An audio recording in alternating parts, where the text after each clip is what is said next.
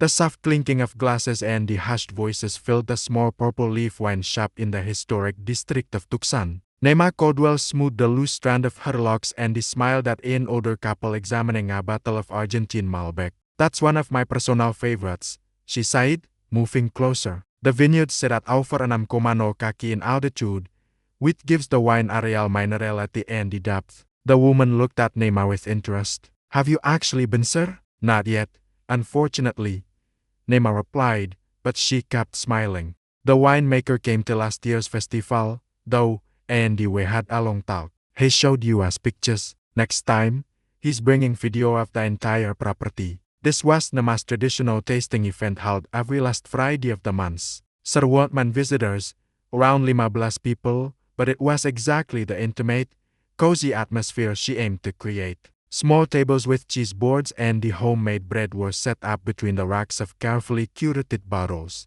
Nema scanned the room. 6 years ago, when she first opened the store, the space was cramped and awkward, an old warehouse with towering ceilings and the cracked brick walls. She had personally selected the wooden paneling and the track lighting that now softly illuminated the exposed brick. The shop had become her creation, her sanctuary, and her greatest source of pride. "Nema, this is excellent," sighed Caleb, a silver-haired professor from the University of Arizona and one of her regular patrons. "These Washington wines get more interesting every year." "Thank you," she nodded. "Have you been able to track down some small vineyards that haven't hit the big box stores yet?" Purple Leaf wasn't a massive retailer, but it had a loyal clientele who appreciated Nema's orderist approach to selection and her meticulous attention to detail. Out of the corner of her eye, she noticed her smartphone on the counter light up. A new text message had arrived. Nema knew her husband wouldn't be showing up tonight, just as he hadn't come to any of her events for the past 3 months. The message was brief. "Don't wait up. I'm with a potential collector." She switched off the phone screen. 6 years ago, when they first met, she couldn't have imagined their relationship would devolve into this strange form of coexistence. Her thoughts drifted back to their first meeting at a contemporary art exhibit. May Quinlan was standing in front of his installation, a bizarre construction of metal, glass, and the light that he claimed symbolized the fragility of human relationships in the digital age.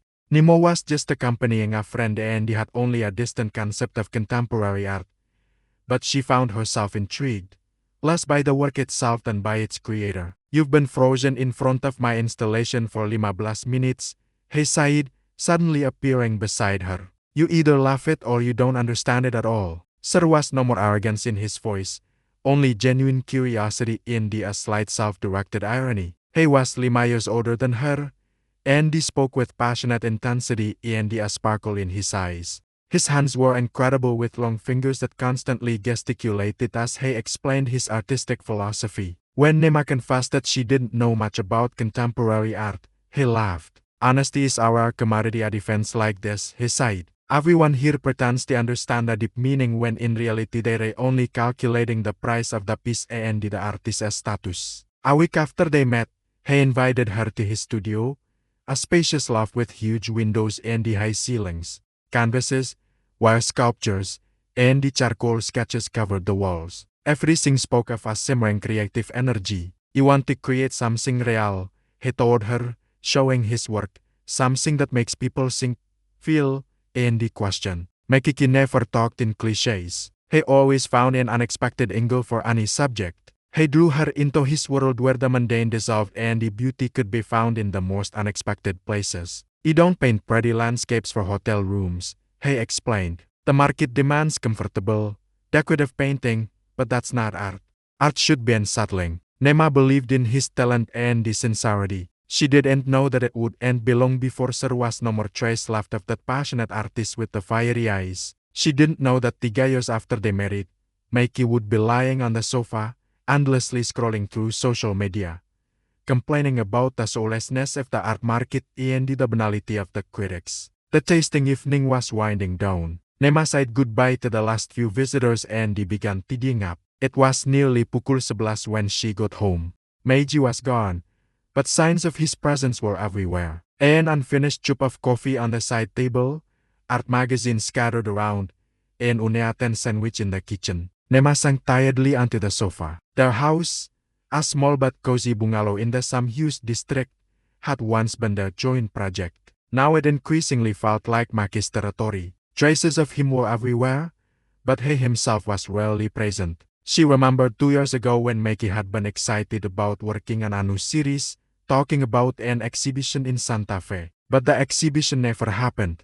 The gallerist who had promised to support him suddenly lost interest and Dimi fell into a state of creative paralysis from which he never emerged. At first, Nema sympathized, supported him, and suggested ideas, but as time passed, her patience was thin, especially when she realized Maki had stopped even trying. He spoke of accumulating energy and re-evaluating his creative path, but in reality, he spent most of his time on social media criticizing successful colleagues and complaining about his lack of recognition. The front door slammed at midnight. Maki walked in, smelling of whiskey and cigarettes. "How is the meeting with the collector?" Nema asked, trying to keep her voice neutral. "He didn't show," Maki replied, tossing his jacket over the back of a chair. "Santa texted at the last minute. Some urgency supposedly." "I'm sorry," Nema sighed, although she doubted the collector's existence. "I knew you'd be happy," he sighed coldly. "It suits you just fine for me to stay a loser." Nema sighed. These accusations had become routine. "Don't be ridiculous, Maki. I've always supported your work." "Right, you have," he smiled sarcastically. "You just keep reminding me that you don't earn anything." "I never said that." "Not directly, but you constantly stress how hard it is to run the shop, how much time you spend on it." "Because it's true. You work hard and you do it willingly." Maki opened the fridge and took out a beer bottle. "Of course, you're a successful businesswoman. I'm nothing." "Stop the self-pity. It's not productive." "Not productive." He gave a strained laugh. "You even sound like a businessman. You measure everything by its usefulness." Nema felt her irritation rising. "How am I supposed to talk? Am I supposed to validate your whining? Make you haven't painted a single canvas in the last year. You don't even try." "Oh, yeah," he challenged her, meeting her gaze. "Do you know what it means to be an artist? Creativity doesn't run on a schedule. It's not your store where everything can be planned and organized. But creativity requires at least a minimum of effort," Nema countered. "You just gave up." "Easy for you to say. Your father financially backed you when you opened your shop." That was a sensitive point. Nema's father had indeed given her the down payment for the space, but she had done the rest by taking out a loan and working 16-hour days for the first 2 years. "I paid my father by every last cent," she sighed, her voice trembling with resentment. "And you know it. And your studio rent. By the way, I've paid that out of pocket for the last 3 years, too." "Sretis," Maki raised his finger triumphantly. "You finally said it. Out of my pocket. It's all about money." "No more. It's not the money. It's your attitude," Nema retorted. "You wouldn't mind providing financial help if I saw you at least trying to create something. But you sit at home criticizing everyone around you and waiting for success to fall from the sky." Maki's face contorted. "You don't understand. The art world is a racket. If you don't have connections, if you don't kiss up to the right people, you don't stand a chance." "But there are other artists who like who?" he interrupted. "The ones who churn out commercial junk for tourists or the ones working for other agencies selling their souls for corporate dollars." "There are other avenues," Nema insisted. "You could teach, give workshops." "Oh, now you're an art expert." His voice dripped venom. "Maybe you could teach me how to paint too. Or would you prefer to tell me to get a job at a grocery store?" Nema closed her eyes and exhaled slowly. These fights repeated with depressing regularity. Maki skillfully turned every conversation into an accusation against her, manipulating her guilt. "You don't want to fight," she finally said. "It's just that we can't go on like this." "Wait," he sneered. "Aren't you the one who and accepted her husband doesn't live up to her expectations? You want to be proud of me in front of your rich clients. Oh, my husband is a famous artist, and you don't actually care about the art. You don't even understand what I do. That's not fair." Nema sighed softly. "I've always supported your art. Remember 3 years ago when you organized an exhibition of your work at a store?" "Yeah, you organized that charity event," he grimaced. "Let's support the poor artists." "Thank you so much. You are impossible." Nema shook her head. "No more matter what I do, you twist everything. I don't know how to talk to you anymore." Maki finished his beer and he set the bottle on the table. "Maybe we don't need to talk." Maybe it would be easier for you to find someone more successful, a financial analyst or a lawyer. Something to brag about. Stop it, Nema sighed tiredly. You won't participate in this anymore. She stood up and walked toward the bedroom. Go ahead, run away, Mickey yelled after her. That's what you always do. Avoid conflict instead of solving problems. Nema closed the bedroom door behind her and leaned against it. These fights were draining all her strength. She couldn't remember the last time she had felt happy with her husband when exactly their passion had turned to bitterness and his creative fervor to self-pity. She walked over to the window and pulled back the curtain. The Tucson night sky was peppered with stars. Somewhere in the city, there were probably happy couples who still loved, supported, and inspired each other. Nema remembered how she and Demi had once sat on the porch of their newly purchased home, dreaming of the future. He spoke of his art gallery, she of expanding her shop. They planned trips. They talked about the wines she would bring back from France and Italy, and the landscapes that would inspire his new works. Where had it all gone? How could an all-consuming passion turn into an endless stream of blame and disappointment?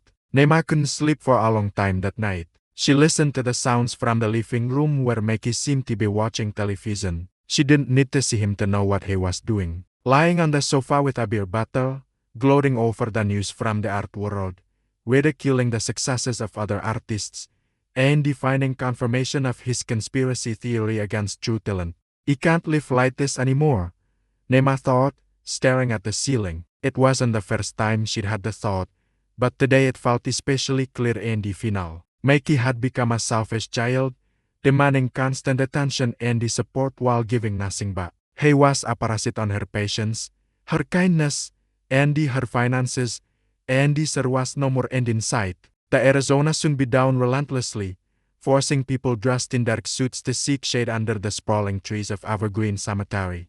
Nema stood by the fresh grave, tightly gripping a bouquet of white lice, her father's favorite flowers. Montgomery Monty Caldwell had always said there was something aristocratic and unchangeable about their austere beauty, just like the principles that guided his entire life. The minister was saying something about eternal rest and the Lord's mercy, but the words reached Nema as if through a column of water. Her thoughts drifted between memories of her father and the realization of an irreparable loss.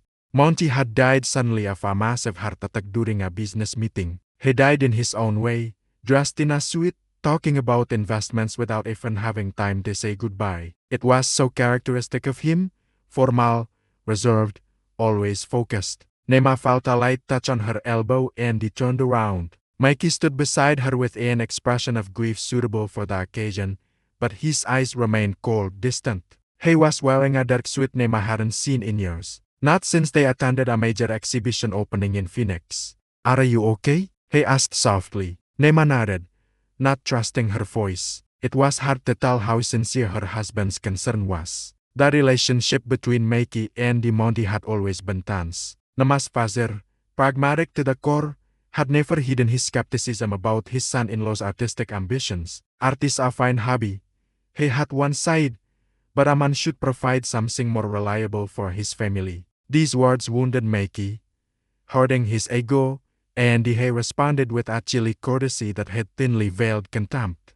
Typical materialist, he would complain to Nema after every encounter with her father. To him, only what can be measured in US dollars has value. The ceremony ended, and the people began to disperse. Man approached Nema offering condolences and hugs. Mickey stayed nearby but gradually moved away, engaging in conversation with a group of men in elegant suits, Monty as business partners. Nema noticed this detail. Previously, Mickey had avoided all communication with the suits, as he contemptuously called them. Now he was actively participating in the conversation, even typing something on his phone. Nema, the quiet voice of Veronica, her father's executive assistant, pulled her out of her reverie. Do you need anything? A little water. Veronica, a woman in her mid-50s with attentive brown eyes, had worked with Monty Caldwell for the last 20 years. She knew more about her father's business than anyone. No more thank you.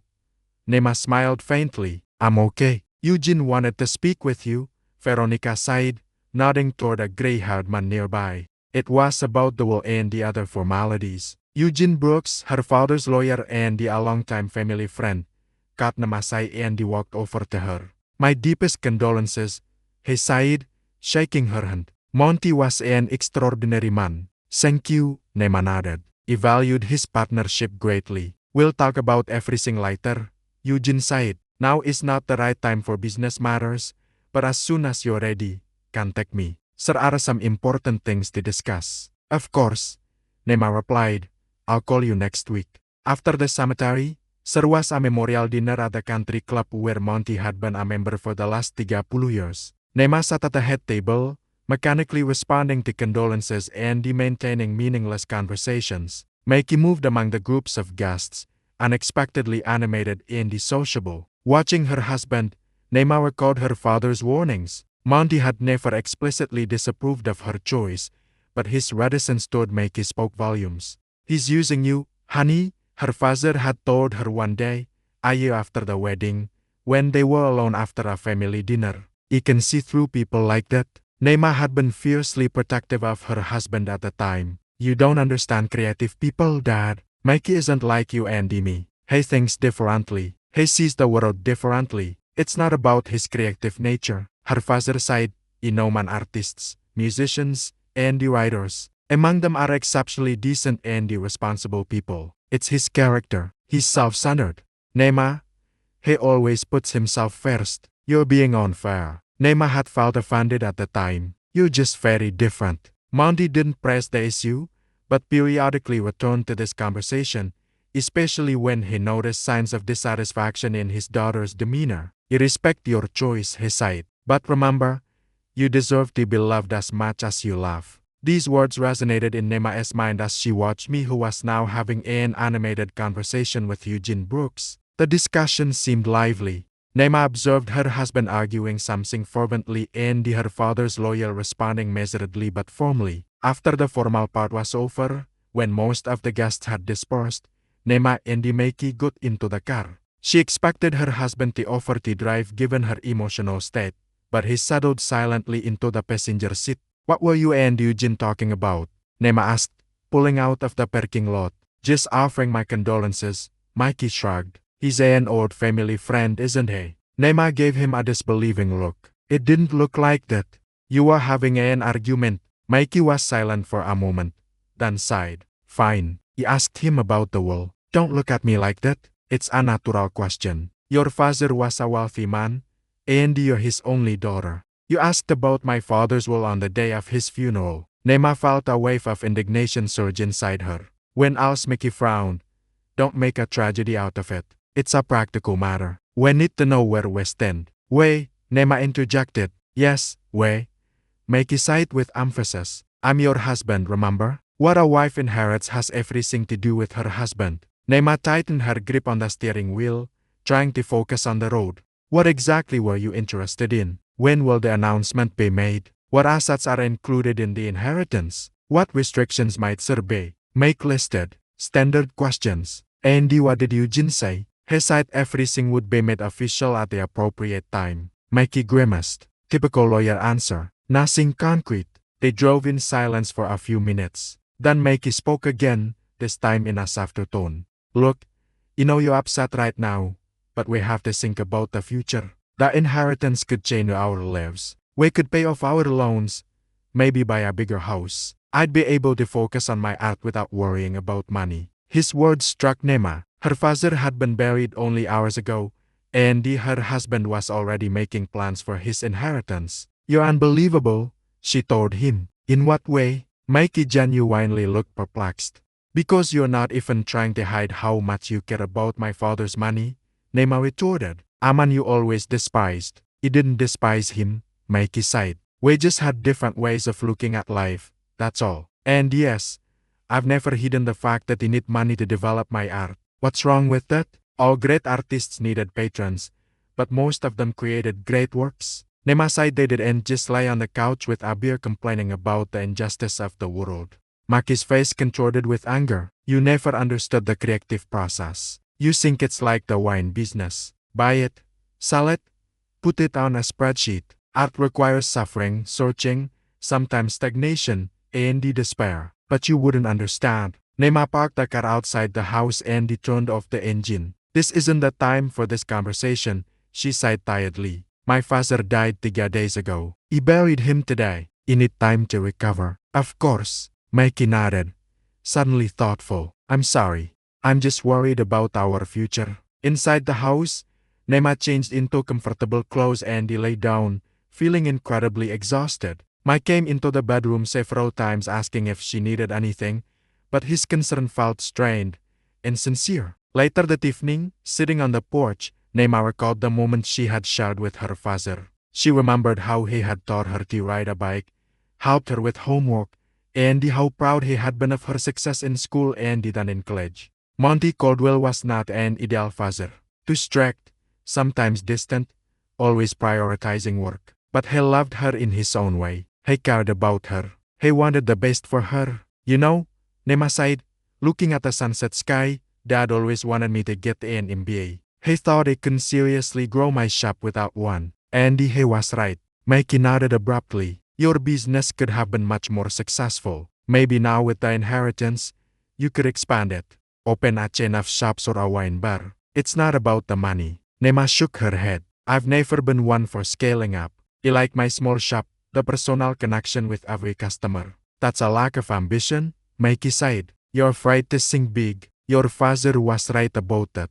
Nema looked at her husband in surprise. Since when do you agree with my father's opinions? Mikey shrugged. He can recognize a man's correctness on some issues, even if you don't share his values. Your father was a successful businessman. He acknowledged that.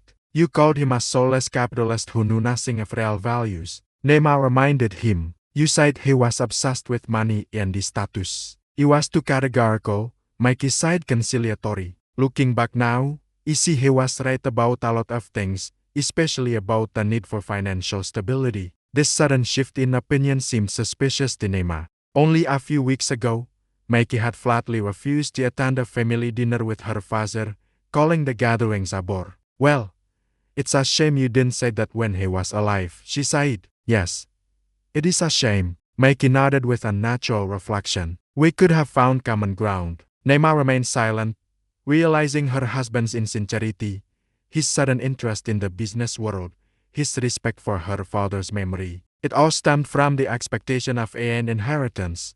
The next morning, Nema woke up to the sound of drawers opening. May was rummaging through her desk. What are you doing? She asked, sitting up in bed. Looking for Eugenie's phone number, Mikey answered without stopping his search. You want to schedule a meeting with him. What for? To discuss the details of the inheritance. Nema sat up fully awake. Make Eugenie's my father's lawyer, not our family lawyer.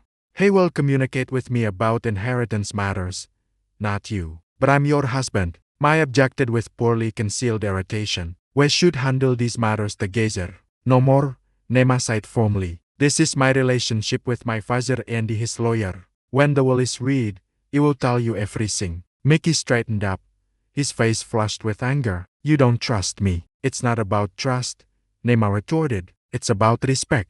Respect for me and for my father's memory. Oh, please, Mickey scoffed. Your father always treated me like a secondus person. He didn't think he was good enough for his precious daughter. That's not true, Nema sighed, even though she knew there was some truth in his words. He was just concerned about my well-being. He thought he was worthless, Mikey continued, growing agitated. He was nothing to him, an artist. He always sighed the word with as much contempt as if it were a curse. You're exaggerating, Nema sighed, getting out of bed. Dad, never don't defend him, Mikey interrupted. He was a snob who valued people only by the thickness of their wallet. And frankly, maybe it's better that he's dead. At least now his capital will be used for something worthwhile instead of another pointless investment. Nema froze, stunned by the cruelty of his words. What did you say? Her voice was barely audible. Mikey seemed to realize he had gone too far, but he didn't apologize. I'm just saying his money will be more useful to us than to him. Nema felt her insides turn cold. Suddenly, the man standing in front of her was a complete stranger. Get out of my room, she sighed quietly but firmly. Nema, you're overly sensitive right now. Mikey tried to plait her. He realized this is a difficult time. Get out, she repeated louder. Now. Mickey raised his hands in a gesture of surrender, and he left the bedroom. Nema sank back onto the bed, her hands trembling. She had suspected for a long time that her marriage was falling apart, but only now did she realize the depth of the chasm separating them. My father was right, she thought. Monty had seen right through Mickey. He saw his selfishness, his parasitic nature, his ability to manipulate and prey on others. In that moment, Nema made a decision. She would not tolerate this farce of a marriage any longer. She would not let Mickey get his hands on her father's inheritance, money he had spent a lifetime owning. She would not let him destroy what she had built for herself, her business, her reputation, her life. She stood up, walked to the mirror, and looked at her reflection. Pale face, dark circles under her eyes, but a look of determination and clarity, just like her father's. Nema took a deep breath and slowly exhaled. It was time to end this relationship. It was time to start a new chapter of her life without Mickey Quinlan. The morning was unusually cool for Tucson. Nema woke up early and stared at the ceiling for a long time, thinking she could hear Mickey snoring through the wall. After the confrontation the night before, she had gone to sleep in the guest room, slamming the door and muttering something about her being dramatic and hysterical. Even a week ago, the idea of divorce had seemed terrifying, almost impossible. Now, however, she felt a strange calm, as if she had finally made a decision that was long overdue. Mickey's words about her father had been the last straw that broke the camel's back of her illusions. She got up, showered, and dressed in simple jeans and a white blouse. Today, she had an important conversation ahead of her, and she wanted to feel confident and comfortable. In the kitchen, Nema brewed a strong black coffee, sat down at a table, and opened her laptop. She began researching the divorce process in Arizona, asset division, and her rights. The more she read, the more certain she became of her decision. Arizona was a community property state, but that only applied to assets acquired during the marriage. An inheritance was considered the separate property of a spouse unless explicitly transferred into community property. Nema took a few notes and closed the laptop when she heard Mickey's footsteps. He walked into the kitchen, yawning and stretching as if the argument from the night before had never happened. Morning, he sighed, heading for the coffee maker. What's for breakfast? Nothing, Nema replied calmly. He didn't cook. Mickey raised his eyebrows in surprise, but said nothing and decided about making coffee. When the soup was ready, he sat down opposite Nema and took a sip. Look about last night, he began in a conciliatory tone. He overreacted. Of course, your father was a good man and you respected him. It's just that we sometimes clashed. Nema remained silent, observing her husband. How easily he changed his tone. How cunningly he tried to smooth over what couldn't be smoothed over. It was his usual tactic. First push her to the limit, then feign repentance to manipulate her guilt. You want a divorce, Mickey? She sighed calmly and clearly. His hand with the soup froze halfway to his mouth. What? You want a divorce? Nema repeated. Our marriage turned into a farce a long time ago. We're both miserable. Mickey slowly set the soup down on the table. You can't be serious, he sighed, attempting a smile. This is about yesterday, Nema. It was just an argument. All couples have disagreements. It's not about yesterday. She shook her head. Yesterday just opened my eyes to what I felt for a long time. Our relationship is exhausted. Mickey changed tactics, his face becoming serious and concerned. You're grieving your father's death. It's natural. Grief can make us make rash decisions. Let's not rush. I'm not rushing, Nema countered. I've been thinking about this for a long time. We're not compatible, Mickey. You want one thing out of life, and you want another. And it's not just about money or career. It's about values, about life, about each other. Mickey's face began to change. The mask of concern evaporated, giving way to irritation. And you tell me this now, when your father has just died, when you're about to inherit? His voice was getting louder. What a coincidence. What does the inheritance have to do with it? Nema frowned. This is about our relationship. Wicho, don't play innocent. Mickey interrupted. You have it all figured out. Get the money and get rid of me so you don't have to share it. Very clever. Nema shook her head. You're making everything revolve around money again, and that just proves I'm right. The material aspect is all you care about, isn't it? Mickey gave a scornful smile. You're your father's daughter. Just as calculating, just as cold. You measure everything in terms of profit. That's not true. Andy, you know it. Nema sighed quietly. I've always supported you. He believed in your talent when no one else did. He paid for your studio, your materials, your exhibitions. He never asked for anything in return. Andy, now you're using it against me, Mikey exclaimed. Typical. You pretend to help selflessly, Andy, then you charge me for it. Nema sighed, feeling her patience draining away. I'm not sending you a bill, Mikey. I'm just stating a fact. Our marriage is not working. It hasn't worked for a long time. Fine. Mike stood up, pushing his chair back hard. If you want a divorce, you can have one. But don't think I'm walking away empty-handed. What do you mean? Nema asked, though she already knew the answer. Half of everything you own belongs to me, Mikey sighed with grim certainty. The shop, the house, the cars, and yes, the inheritance, too. The inheritance is not community property under the law, Nema sighed calmly. Andy, you opened the shop before we married, but you grew it while you were married to me, Mikey countered. Any lawyer will tell you that the increase in a business's value during the marriage is considered community property. Nema was surprised by his knowledge. It seemed Mickey had been studying the issue for some time, preparing for a potential divorce. I'm not going to argue the law with you, she sighed. That's what the lawyers are for. Ah, you've already hired a lawyer. Mikey laughed bitterly. Even better, planning everything behind my back. No more, you haven't hired a lawyer yet, Nema sighed. But Enchanti, you should too. Yes, soon. You can bet on that, Mikey nodded. Andy, my lawyer will shake you down for every last dime. You'll regret starting this. Nema stood up, ending the conversation. The only thing you regret is not doing it sooner. Now, if you'll excuse me, you have a meeting. With who? Mikey demanded. It doesn't matter, Nema replied, heading for the door. I'll be back tonight. I hope by then you'll have calmed down and we can discuss this like adults. Mike followed her with a furious grimace on his face. Don't think you can just get rid of me like that. You know my rights. I am going to make you pay for all those years when you looked down on me and you thought you was a loser. I never thought you were a loser, Mikey. Nema sighed quietly, putting on her jacket. That's how you see yourself. Don't you dare psychoanalyze me. He grabbed her arm, squeezing it so hard that she cried out in pain. You think you're so smart. You think you have it all planned out.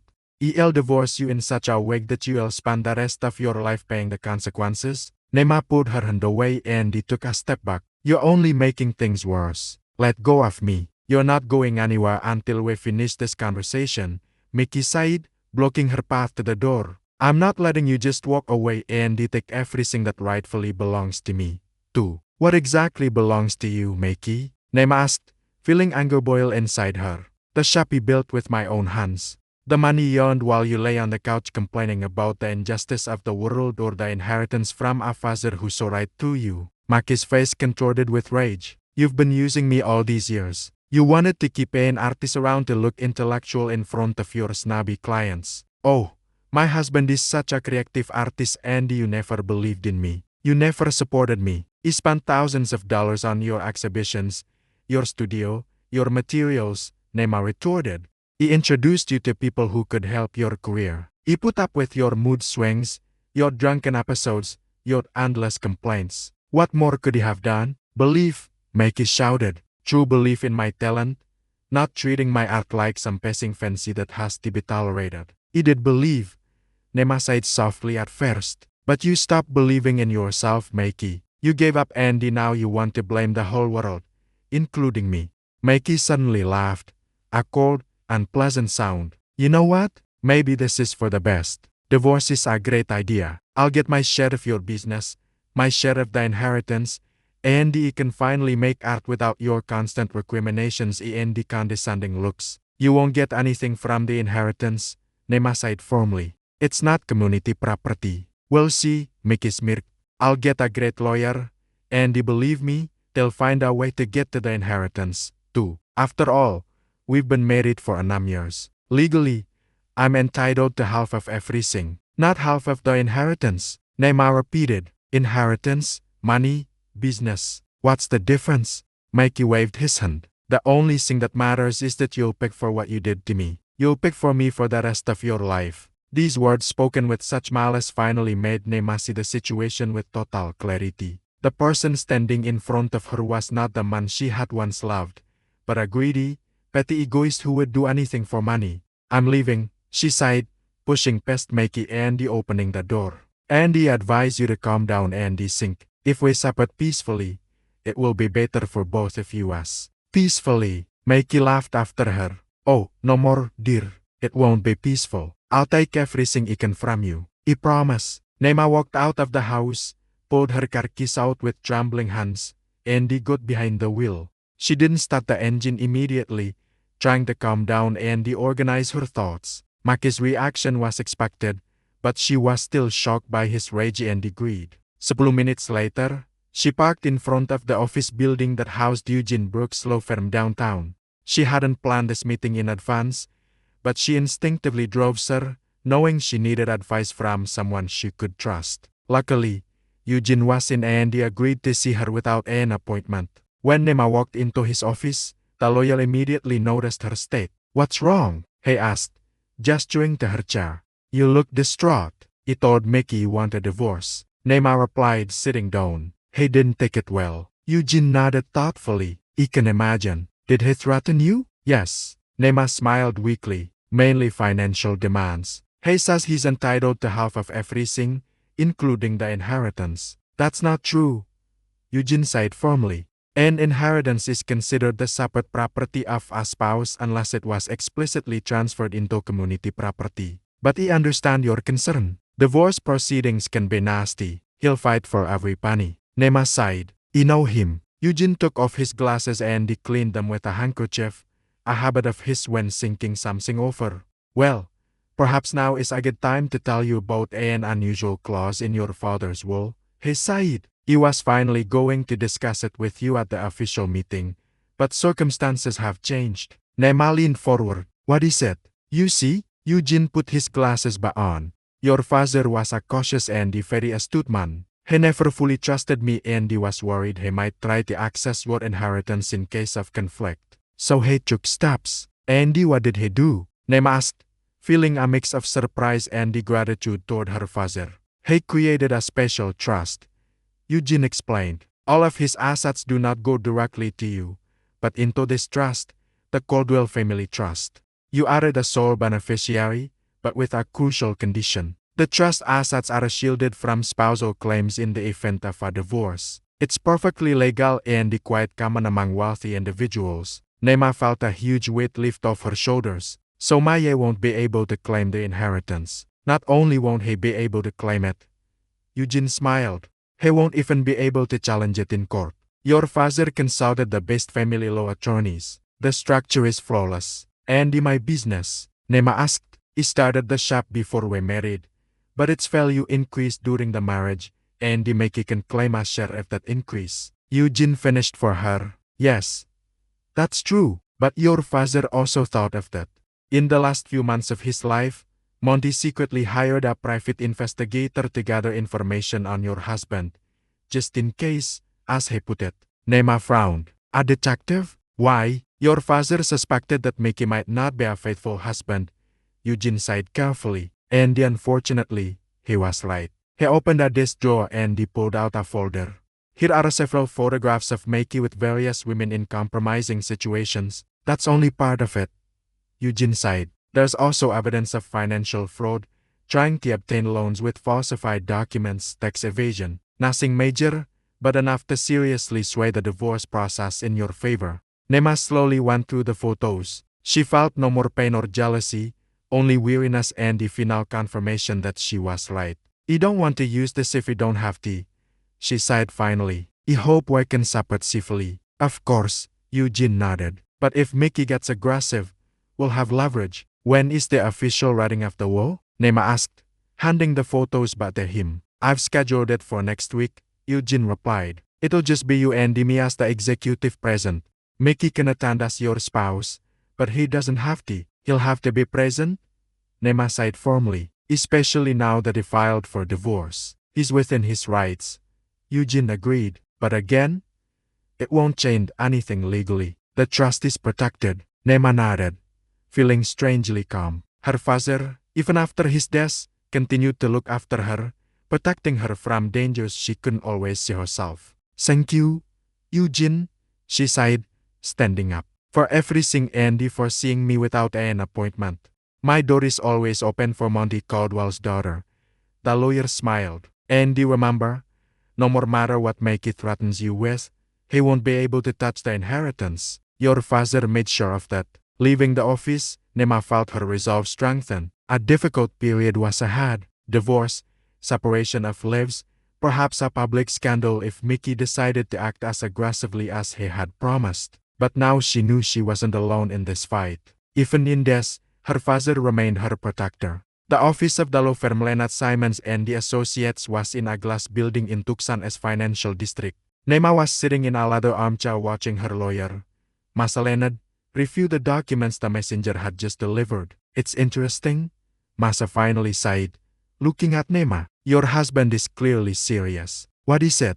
Nema asked, trying to remain calm. A preliminary list of demands from your husband's attorney. Masa pushed the papers away. Andy, have to say, they're quite ambitious. Nema smiled dryly. It had only been a week since she informed me of her decision to divorce, but he had already found a lawyer. Andy prepared his demands. He was in a hurry. Mickey had moved out of the house the day after the talk, taking only his personal belongings and a few pieces of art from his studio. Andy, on the third day, Nema received the news that her husband had hired Raymond Prescott, known in Tucson for his aggressive divorce tactics. He's demanding half the value of the house, half of your business, spousal support, and, of course, a share of the inheritance, Masa enumerated, plus compensation for emotional distress due to alleged psychological pressure from your side. Emotional distress? Nema shook her head. That's ridiculous. It's a standard Prescott tactic, Masa explained.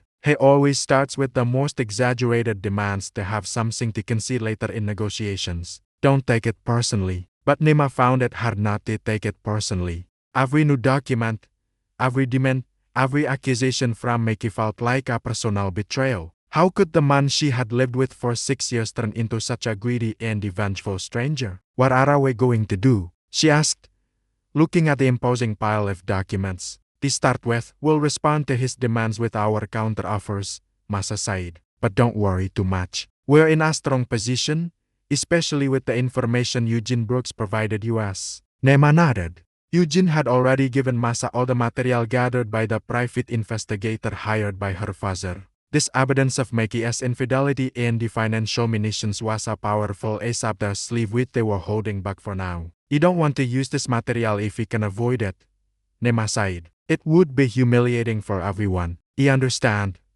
Masa nodded. But sometimes the mere threat of its use can be more effective than the evidence itself. Prescott is an experienced lawyer.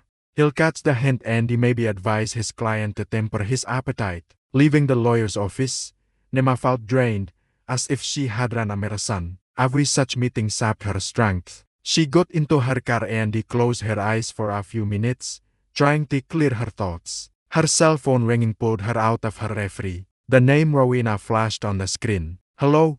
Nema answered, and even those brief words sounded tired. How was the meeting with the lawyer? Rowena asked without preamble. The usual, no demands, no accusations. That bastard, Rowena cursed. I'm sorry, but he can't call him anything else. It's okay. Nema smiled faintly. I sometimes call him that in my head, too. Listen, Rowena's voice became determined. You need a distraction. Come over to my place. I'll make dinner tonight. We'll open a bottle of wine. I promise we won't talk about the divorce. Nema exhaled gratefully. That sounds wonderful. Thanks, Ro. Rowena Zengfier had been her best friend since college. They had studied business together.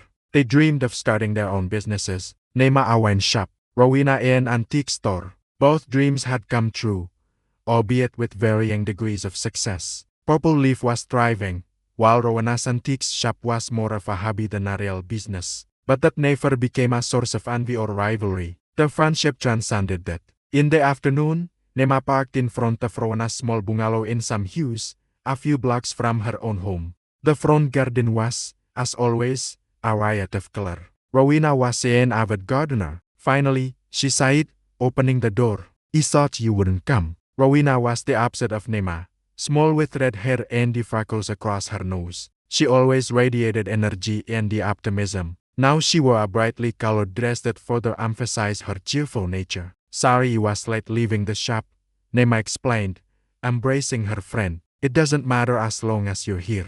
Rowena led her into the living room where the table was already set.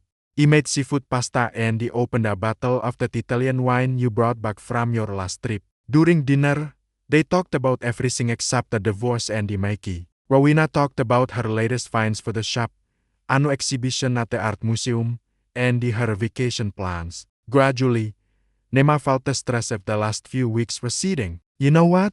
I've been thinking, Rowena suddenly sighed, refilling their glasses. You need to start a new chapter. Andy, I'm not talking about the divorce now. I'm talking about something bigger. What are you talking about? Nema looked at her friend with interest. Remember when we dreamed of starting a business together? A wine shop with an antiques department. Nema smiled. Of course, you remember. We even thought of a name. Vines and the Times. Exactly. Rowena nodded. Why don't we revisit that idea? Now would be a perfect time. You'll get your inheritance. I've saved some capital. We could find a bigger space, combine our collections. Nema considered it. The idea was tempting, especially now when she desperately needed something new, fresh, and hopeful. It's an interesting idea, she finally sighed. But right now with the divorce and everything. Exactly now, Rowena exclaimed. You need something that's entirely yours. Something can't even touch. A new business started after the divorce is finalized will be completely safe from his claims. Nema smiled at her friend's enthusiasm. You're right. Let's return to this conversation after the whole wedding and the first divorce hearing. If everything goes well, I'll seriously consider it.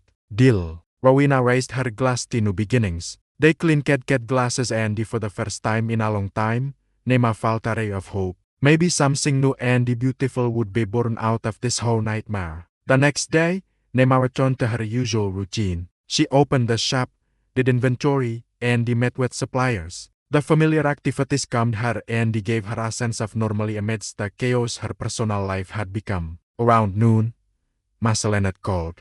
You have news, the lawyer said without preamble. Prescott has requested a meeting, an unofficial preliminary one. What does we want to discuss? Nema asked, feeling her heart rate speed up. He's likely testing the waters for a potential settlement, Masa suggested. It's standard practice. We can reach an agreement, but only if you're willing. Nema thought for a moment. You think it's worth a try? If there's a chance to resolve things peacefully, don't count on it too much, Masa warned. Prescott is known for his dirty tricks. This might just be a tactical move. He realized that, but he wanted to try anyway. All right, Masa accepted. I'll arrange a meeting for next week. One more thing. Eugene Brooks called me this morning. The whole wedding is scheduled for next Wednesday. Have you been informed? Yes. Nema confirmed. Eugene called yesterday. Mikey was notified too, Masa added. And judging by Prescott's reaction, he's very interested in the event. I'm sure he is. Nema replied dryly. After the call, Nema couldn't concentrate on her work. The thought of meeting with Mikey and his lawyer was unsettling, and the impending will announcement only added to the tension. Despite Eugene's assurances about the reliability of the trust her father had created, she was still worried. Late that afternoon, her headache was so severe that Nema decided to close the shop early. She went home, showered, and lay down, hoping sleep would help her cope with the escalating stress. But sleep wouldn't come. Her mind spun with thoughts of the upcoming meetings, Maki's potential demands, and his reaction to the war. In the morning, she was awakened by a call from an unknown number. The voice on the receiver belonged to a young woman and sounded uncertain. This is Nema Caldwell, Nema answered, sitting up in bed. Who is this? My name is Lila Woods. You don't know me, but I think we should meet. About what? Nema became concerned. It's about your husband, M. Quinlan, the woman sighed after a pause. We've been seeing each other for the last few months. Nema felt her insides turn cold. She knew about Maki's infidelities from the detective's files, but it was one thing to see faceless photographs and quite another to talk to a real person. I'm not sure you want to discuss this, Nema finally sighed. Please.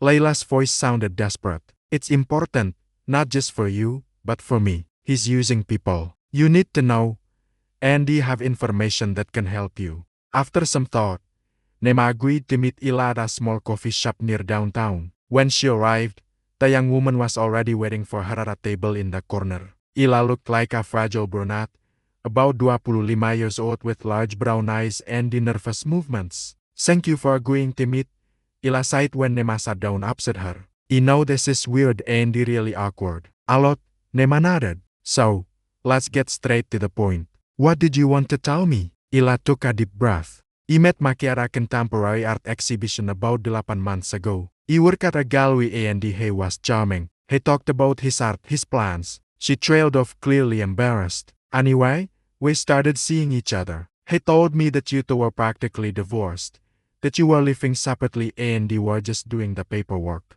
Nema shook her head. 8 months ago, she and me were still living together, and the divorce was out of the question. But that's not the point, Ila continued. In the last few weeks, he's become strange. After your father's death, he only talked about the inheritance, how he'd get his share, how he'd use the money for his career. And yesterday, Ila pulled her phone out of her bag. He sent me this yesterday. She showed Nema a text message from Mickey. Everything is going according to plan. We'll have enough money for the gallery soon. Her father left a fortune and the half of it will be mine.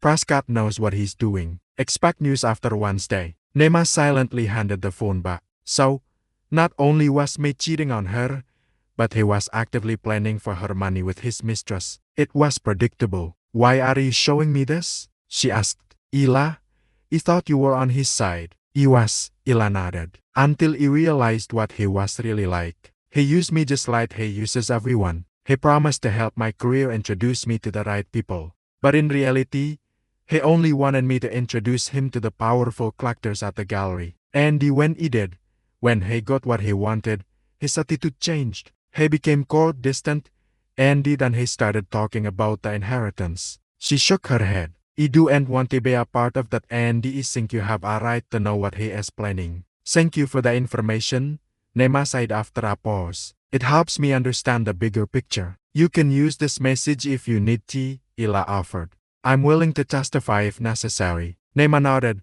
wondering how this unexpected meeting might affect her and Maki's divorce process. Obviously, he was not only refusing to budge on his financial demands, but was actively plotting to seize her inheritance. When Nema returned home, she immediately called Masa and told her about her meeting with Ila. This is valuable information, the lawyer said, especially if she's willing to testify. The text message and the testimony about his plans could significantly influence the court's decision. You don't want to drag her into this, Nema said.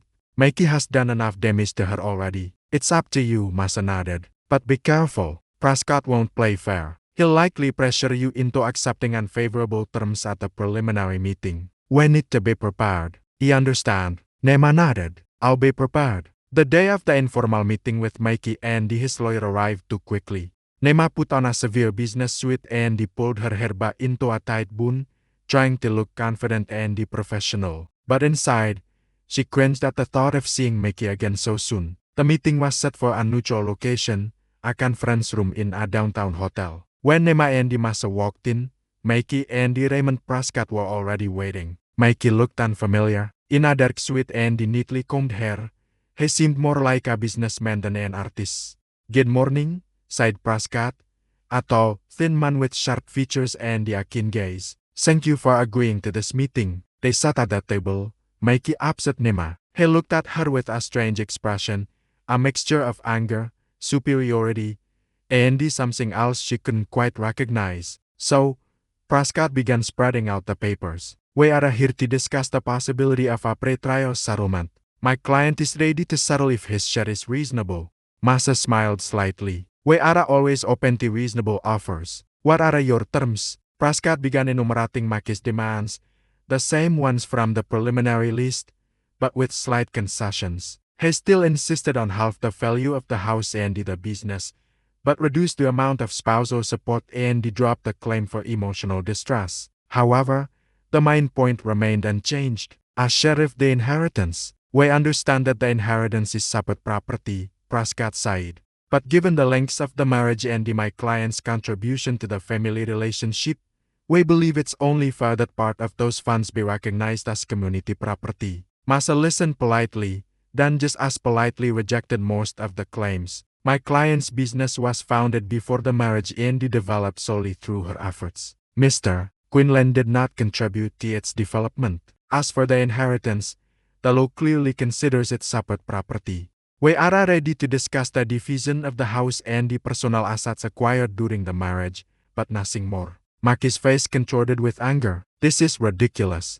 I've been by her side for 9 years, supporting her, helping her with the shop. Mikey. Prescott stopped him gently. Let me negotiate. But Mikey was unstoppable. She always does the same thing. Pretends to be an innocent victim while manipulating everyone around her. She used me and now she wants to throw me out like an old piece of junk. Mr. Quinlan. Martha's voice remained calm but hardened.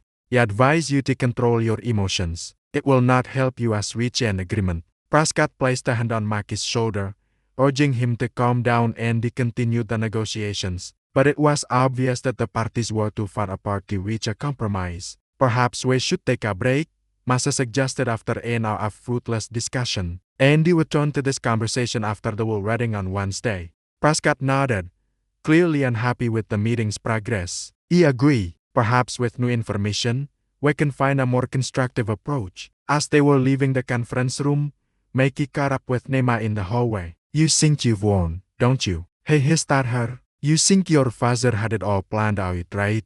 Please, Mickey, Nema said tiredly. Let's not do this. You'll regret it, he interrupted. I know things about you that others don't. And believe me, I'll use anything to get what I deserve. Mr. Quinlan, Masa interjected. If he were you wouldn't make threats in front of witnesses. It could be interpreted as attempted coercion and won't earn you points in court. Mikey shot her a furious glance, but backed away and returned to his lawyer, who was waiting for him at the elevator. What did he mean by that? Nema asked Masa as they left. I know things about you that others don't. Most likely a bluff, Masa shrugged. Typical technique. Hint at some secret. Try to smear you, make you nervous. Don't fall for it. But Maki's words sowed a seed of unease. What did he mean? She had no more secrets that could affect the divorce process. Or did she? The day of the wedding was approaching, and Nema felt like she was facing a major exam. She didn't doubt the reliability of the trust her father had created, but Maki's words kept her on edge. The evening before the announcement, Rowena came over with a bottle of wine and a box of chocolates. I figured you could use some moral support. They sat on the porch enjoying the warm evening and the good wine. How do you feel about tomorrow? Rowena asked. Nervous? Nema admitted. Not about the will itself. That's clear. But Mikey said something strange at the meeting with the lawyers. He implied he knew something about me that others didn't. And you believed him. Rowena shook her head. Nema, that's obvious manipulation. He's trying to get you rattled to make you doubt yourself. Don't give in to him. I know, Nema sighed, but it's still unsettling. It's like he's digging through my past, looking for something he can use against me. Andy, what could he possibly find? Rowena looked at her friend intently. You haven't robbed the Museum of Diamonds and hidden the body in the basement, have you? Nema laughed, feeling the tension release a little. No more? Of course not. But you know Mikey.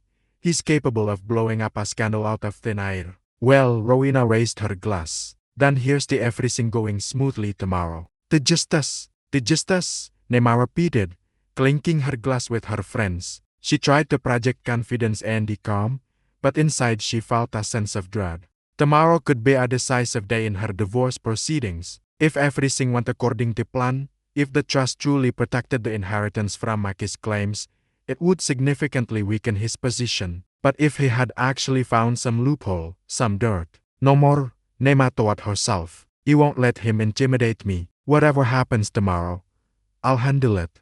Still, when she went to bed that night, she couldn't sleep for a long time, mentally rehearsing the possible scenarios for tomorrow and trying to prepare for any eventuality. The courtroom in the Tucson County Courthouse was austere and formal. Dark wood paneling, rows of benches, the judge's bench on a raised platform, everything created an atmosphere of solemnity and importance.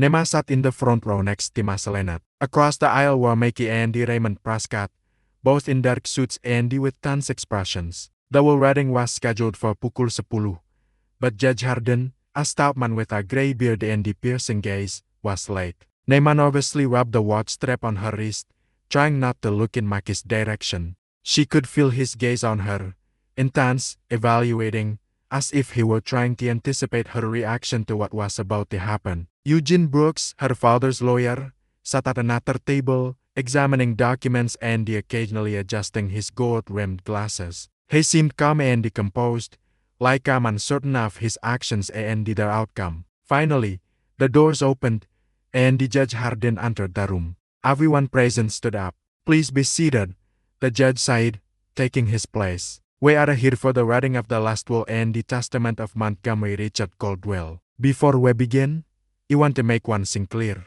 This is not a divorce hearing for Mr. Quinlan and Miss Caldwell. This is a separate proceeding, and I expect everyone present to behave accordingly." He looked at Maki, who was fidgeting impatiently in his seat. "Mr. Brooks," the judge turned to Nema's father's attorney. "Are you prepared to present the will of the late Mr. Caldwell?" "Yes, Your Honor." Eugene stood up and he approached the judge's bench with a folder of documents. "You have a certified copy of the will and all related documents, including the death certificate and the proof of my authority as executive." The judge accepted the documents and he began to review them. The silence in the room became almost palpable. Nema felt her heart pounding in her chest. Despite Eugenie's assurances that her father's legal structure was sound, she was still nervous. "Very well," the judge finally said, setting the papers aside. "Mr. Brooks, please proceed with the reading." Eugene nodded, returned to his desk, put on his glasses, and he opened the will folder. The reading of the will began. Montgomery Richard Caldwell, declare this to be my last will and the testament."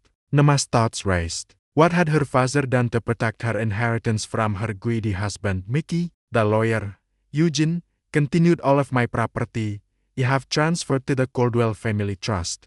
I name my daughter, Nema Elizabeth Caldwell, as the sole beneficiary." Mickey tensed, whispering furiously to his lawyer. Eugene went on, "I draw particular attention to Clause 7. The trust assets are not subject to division in the event of the beneficiary is divorced and he may not be subject to claims by the spouse." "That's illegal." Mickey jumped up, his face red with anger. The judge ordered him to sit down, but the real bombshell was yet to come. Her father had left a sealed letter, only to be opened if Mickey challenged the will. Inside, evidence from a private investigator, revealing Mickey's true motives. The judge, after reading it, announced he would send a copy to the family court for their divorce case. Mickey went pale. "What was in that letter?" "It's just that your father left another letter addressed to you personally. You need to deliver it according to his instructions." The next morning, Nema arrived at Eugenie's office. The lawyer looked serious but composed. "Sit down," he said, gesturing to the chair opposite his desk. "After yesterday's will reading, he received notice from Judge Hardin. He reviewed the material your father provided and he deemed it serious enough to pass it on to the family court." "What is it, Eugene?" Nema asked pointedly. "What kind of evidence did my father gather?" Eugene sighed. "Your father didn't just hire a detective to gather information on Maki's infidelities. He conducted a full-scale investigation into his past. He took a folder from his desk drawer. Here's a copy of the material that was submitted to the court.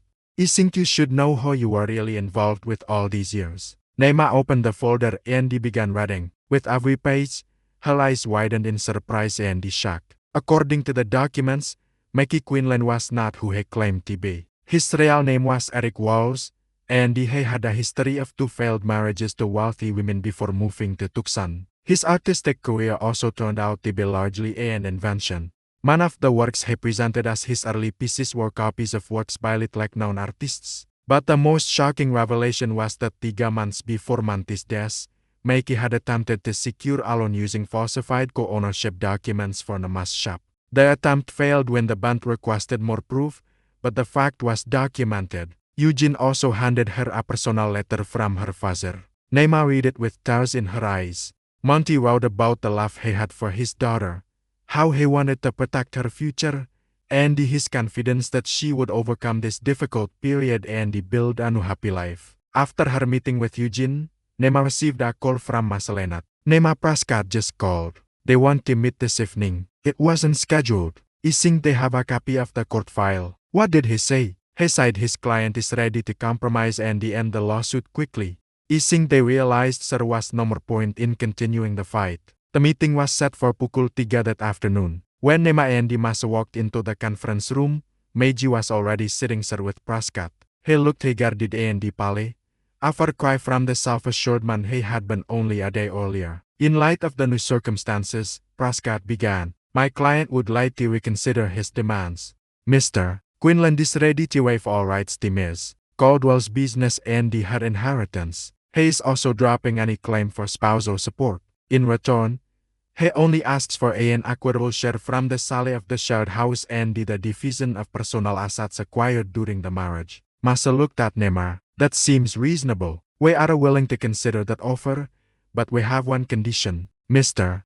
Quinlan must sign a non-disclosure agreement to keep all details of the marriage and the divorce confidential. Agreed, Prescott quickly replied. We can prepare all the necessary documents within a week. Once the main points of the agreement were settled, Mickey asked to speak with Nema alone. Are you satisfied? He asked quietly. After all, your father got what he wanted. Even dead, he managed to ruin my life.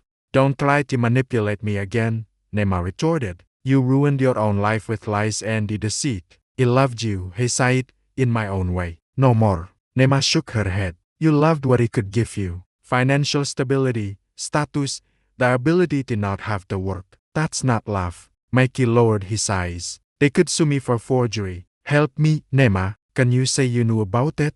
That it was with your consent? No more, she sighed firmly. You will not interfere. You created this situation. You'll have to face the consequences. Leaving the building, Nema took a deep breath of fresh air. For the first time in a long time, she felt not only relief, but true freedom from the lies, from the manipulation, from the toxic relationship that had been sucking the life out of her. She decided to go to the cemetery where her father was buried. She wanted to be near him to thank him for the care and the protection he had provided her even after his death. It was a crisp, breezy October morning in Tucson. Nema opened the doors of her Purple Leaf shop 15 minutes earlier than usual. For the past months, she had been coming in early. She liked the way the sunlight began to filter through the large display windows, creating intricate patterns on the floor and the walls. 3 months had passed since the divorce was finalized. The papers were signed, the assets divided, and the house sold. Nema bought a small but cozy house near downtown with a spacious front porch and a garden she was just beginning to cultivate. Life was gradually taking a new turn. The door chime rang, and Lillian Coates, one of her regular customers, a middle-aged woman with impeccable taste and a fondness for Italian wines, entered the shop. Good morning, Nema, she greeted her. You're in early today. Good morning, Lillian. Nema smiled. Yes, he decided to prepare for the delivery. A new shipment from province should be arriving today. Oh, wonderful. The woman was delighted. He was just about to update my rose collection. They talked about the new arrivals and Lillian placed her pre-order. Before leaving, she suddenly hesitated as if wanting to say something but not daring to. Anything else, Lillian? Nema asked quietly. Actually, yes. The woman lowered her gaze. I don't know if I should talk about it, but yesterday I was at an exhibition opening at the Morgan Gallery, and everyone was talking about your ex-husband, Nema Tanz. Since the divorce, she had tried not to follow what was happening with Mikey, though she occasionally heard rumors. What were they saying? She asked, trying to keep her voice neutral. Well, it's not very pleasant. Lillian looked embarrassed. It turns out that one of his pieces that was supposed to be exhibited was found to be plagiarized. Someone recognized the painting by a young artist from Santa Fe. There was a scandal. Mikey was withdrawn from the exhibition and now all the galleries are refusing to work with him. Nema nodded silently. She felt no more gloating, only a weariness at the thought that Mikey was still following the path of deception. He shouldn't have mentioned it, Lillian sighed guilty. It's fine, Nema assured her. We've been divorced for a long time, and his life has nothing to do with mine anymore. When her customer left, Nema was thoughtful. It was strange to realize that she had once been so attached to this man, so convinced of his talent and his sincerity. But now she looked at the news about him with distant curiosity, as if he were someone she barely knew. The day passed with the usual concerns, receiving deliveries, updating the catalog, consulting with customers. In the afternoon, As Nema was closing the shop, Rowena called, hurrying across the street with a brightly colored bag in her hands. "I can't believe he caught you," her friend sighed breathlessly. "You're usually late on Thursdays." "You decided to come in early today?" Nema smiled. "I have a meeting with the designer about the expansion." "Ah, yes." Rowena's eyes lit up. "Are you really buying the space next door?" "Yes. I signed the contract last week." Nema nodded. "The landlord finally agreed to sell. Now I'm going to merge the spaces and renovate them." "What about our idea of doing business together?" Rowena pouted jokingly. "It's not forgotten." Nema replied seriously. "It's just been modified. Remember we talked about a wine shop with an antiques department? What if we do a wine shop with an exhibition space? Your antique pieces, paintings by local artists, wine tastings." Rowena clapped enthusiastically. "That's brilliant. A symbiosis of art and wine. When do we start?" "Let's discuss the details over the weekend," Nema suggested. "Right now, you have to run to a meeting." "Sure." Rowena handed her a package. "This is for you. I found it at an antique sale. An old French wine decanter. I thought it would be perfect for your collection." Nema hugged her friend, thanking her for the gift. As she headed to the meeting, she thought about how much her life had changed in the last few months. After the divorce settlement, it was as if she had found a second wind. New business ideas appeared. She regained interest in things she used to put off. The designer, a young woman named Clarissa, was already waiting for her at a coffee shop not far from the store. They spent almost 2 hours discussing the layout of the combined space, the color scheme, and the furniture. Nema was enthusiastic. This project was entirely hers. No more compromises or concessions to others' ideas about how her business should be. As she was driving home, she incidentally saw a familiar figure across the street. Mikey was standing in front of the entrance to one of the galleries, clearly arguing with someone inside. Even from a distance, it was obvious that he looked disheveled. His once fashionable jacket was threadbare, and his hair fell messily over his face. Nema sped up. She didn't want to be seen. But Mikey, as if sensing her presence, turned around. Their eyes met across the street. For a second, his face froze in an expression that was a mixture of anger and shame. Then he abruptly turned away and walked off quickly. That fleeting contact left a strange feeling. Not regret, not anger, but rather a final confirmation that her decision had been correct. Mikey was still living in a world of illusions and deceit while she was building a future based on truth. At home, Nema poured herself a glass of wine and went out onto the porch. The evening Tucson was bathed in the warm ember light of the setting sun. She contemplated the small garden she had started to build. She had planted some flowering shrubs, laid a flagstone path, and placed a bench under an old olive tree. This space, like her life, was slowly transforming, taking on new features. The next morning, she met with Eugene Brooks to discuss investing the trust fund in the business expansion. The lawyer approved her plans. "Money would be delighted," he said, reviewing the business plan. "He always thought you had an entrepreneurial spirit. You just lacked confidence." "I know." Nema nodded. "I wish she had listened to him more often." "He understood." Eugene smiled gently. "That's why he created the trust so you could use the money to grow the business. He believed in you, Nema." After the meeting with the lawyer, she went to the bank to apply for a renovation loan. With the trust fund as collateral, it was easy. The bank manager, examining her financial documents, commented, "Your business is doing very well, Miss Caldwell. Sales have increased for the 7th month in a row." "I've gone back to my maiden name," Nema corrected him. "And yes, the business is truly growing. I'm expanding my product range and my client base." "Congratulations," the manager sighed sincerely. Few small businesses show such positive dynamics in the current environment. Leaving the bank, Nema felt proud of her achievements. Purple Leaf truly was thriving. New customers were coming in through referrals. The average check size was increasing. Regular customers were excited about her experiments with rare wines. That same evening, while checking her mail, Nema found a letter from Ella Woods, the same woman who had once told her about her connection with Mikey. The letter was brief. "Dear Nema, I want to thank you for your understanding and sensitivity during our meeting a few months ago. It was a difficult time for me and your attitude helped me deal with my feelings of guilt and confusion. I'm leaving Tucson. I've received an offer to work at a gallery in Portland that he can't refuse. But before he leave, he wanted to let you know that Mikey, or Eric as his real name is no more longer working in the art world here. After the scandal at the Morgan exhibition, all local galleries have refused to cooperate with him. The word is he plans to move to Las Vegas. He wish you all the best in prosperity for your beautiful shop. Sincerely, Lila Woods. Nema set the letter aside thoughtfully. She didn't gloat over Maki's downfall, but deep down she felt justice had been served. He had spent so many years deceiving everyone around him, using people, manipulating them, and this was the result. The art world he longed to belong to had rejected him. A few days later, this information was confirmed by a customer, a collector who knew the Tucson art scene well. Your ex-husband has left the city, he sighed while selecting wine for a private reception. After the plagiarism scandal, he had no more choice. Nobody wanted anything to do with him. He heard about that.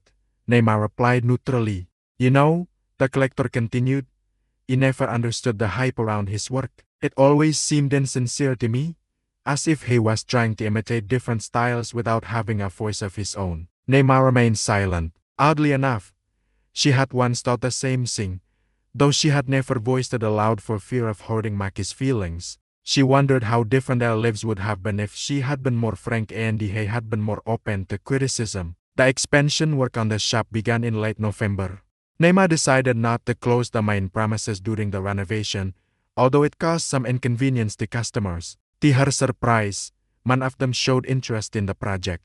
Some even offered help and the advice. You're creating not just a shop, but a cultural space, sighed Caleb, the same professor who had been one of her first regular customers.